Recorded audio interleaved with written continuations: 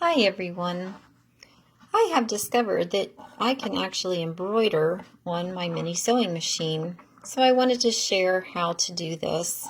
I'm going to be doing this in 3 different parts, and this is part 1 of how to prepare your fabric and get it under the presser foot of the machine.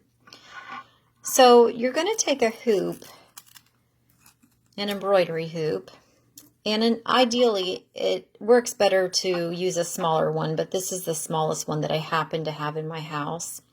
The hoop has an inner part and an outer part. So you first want to start by placing the inner part of the hoop, which is a smaller piece, and just get it up on your machine. Now notice that I put that in sideways like that, and here's why. Because if you try putting it under your presser foot, do you see that? It just doesn't even fit underneath there. So you have to place it sideways to get it in there.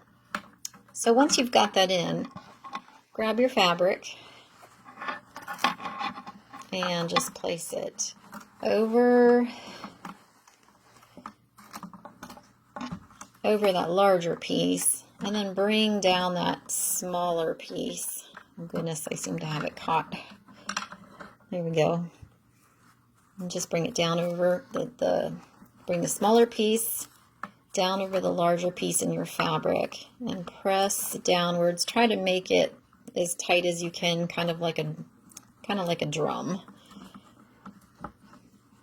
And get it as good and tight as you can. And underneath of here, there's a piece that you need to tighten up, and just make sure you've got that tightened so that your fabric doesn't come undone. Okay, now your fabric is prepared and ready to go. And I will continue with part 2 to show you how to bring up your bobbin thread.